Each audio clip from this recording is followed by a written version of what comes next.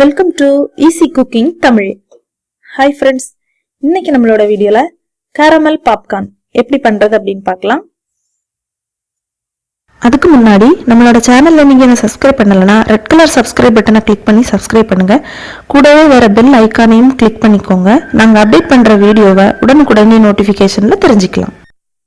Caramel popcorn பண்றதுக்கு என்னெல்லாம் தேவை அப்படின்னு பார்க்கலாம். 1/4 கப் பாப்கார்ன் சோளம். பாருங்க, இது மக்காச்சோளத்தை மாதிரி கலர்ல இருக்கும், ஆனா அதை விட கொஞ்சம் சின்னதா இருக்கும். கடையில பாப்கார்ன் சோளம்னு கேட்டீங்கன்னா இது உங்களுக்கு கிடைக்கும். கொஞ்சம் ஆயில், 1/2 கப் சர்க்கரை, 3 டீஸ்பூன் அளவுக்கு நெய்.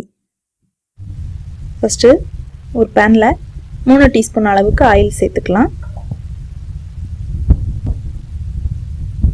இப்போ இதில் நம்ம வச்சிருக்கிற சோளத்தை உள்ள சேர்த்துட்டு இது 1 நிமிஷம் நல்லா ஆயிலில் மிக்ஸ் ஆகிற மாதிரி நல்லா கலந்து விட்டுக்கலாம்.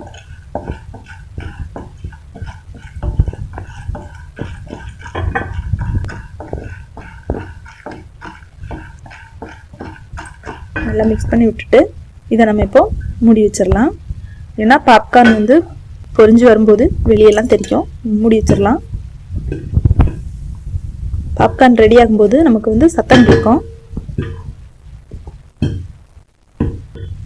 இந்த சத்தம் எல்லாம் ஸ்டாப் ஆன பிறகு நம்ம இதை ஓபன் பண்ணி பார்க்கலாம்.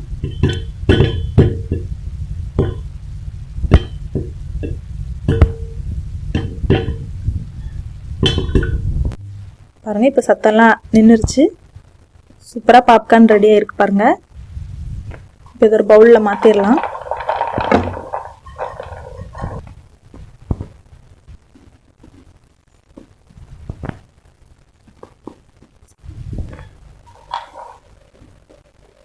பாருங்க, பாப்கார்ன் எவ்வளோ நல்லா பெருசாக பொரிஞ்சு வந்திருக்கு பாருங்க.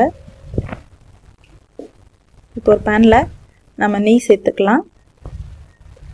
நெய் கொஞ்சம் சூடானதும் நம்ம வச்சுருக்கிற சர்க்கரையை உள்ளே சேர்த்துடலாம். இதில் தண்ணி எதுவும் ஆட் பண்ணக்கூடாது. இந்த நெய்லேயே இந்த சர்க்கரை நல்லா மெல்ட் ஆகி நல்லா கரைஞ்சி வரும்.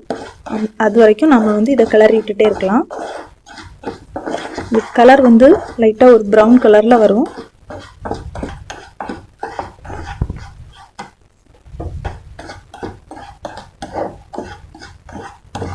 கிளறி விட்டுட்டே இருக்கலாம்.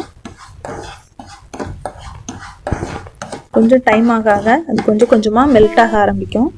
பாருங்க, தெரியுது பாருங்க, கொஞ்சம் கொஞ்சமாக இந்த மாதிரி இது மெல்ட் ஆகும், கரைஞ்சி வரும்.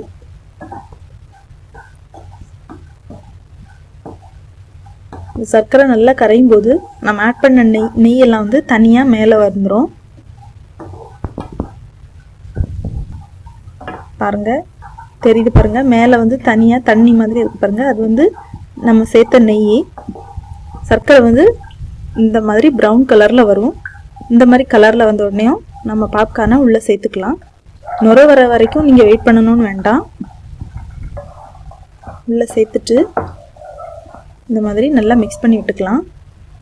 இந்த கேரமல் பாப்கார்ன் லைட்டாக ஒரு கசப்பு இருக்கும். நம்ம சாக்லேட் ஃப்ளேவர் சாப்பிடும்போது நல்ல சாக்லேட்லாம் சாப்பிடும்போது பார்த்தீங்கன்னா லைட்டாக ஒரு கசப்பு இருந்த மாதிரி இருக்கும். இந்த கேரமல் பாப்கார்னும் அப்படி தான் இருக்கும்.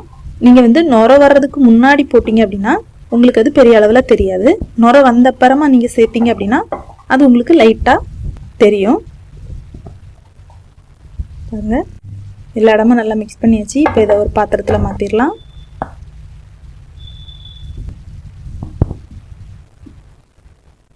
சூப்பரான கேரமல் பாப்கார்ன் தயாராகிடுச்சு. சாப்பிட்றதுக்கு ரொம்பவே டேஸ்ட்டாக இருக்கும். பாருங்கள், ரொம்பவே சுலபமாக நம்ம வீட்டிலே கேரமல் பாப்கார்ன் ரெடி பண்ணிட்டோம். குழந்தைங்களுக்கெல்லாம் இது ரொம்பவே பிடிக்கும். நீங்களும் இதை வீட்டில் ட்ரை பண்ணி பாருங்கள். இந்த வீடியோ உங்களுக்கு பிடிச்சிருந்தா லைக் பண்ணுங்கள். மறக்காமல் இந்த வீடியோவை உங்கள் ஃப்ரெண்ட்ஸுக்கு ஷேர் பண்ணுங்கள். எங்களுடைய சேனலை சப்ஸ்கிரைப் பண்ண மறந்துடாதீங்க.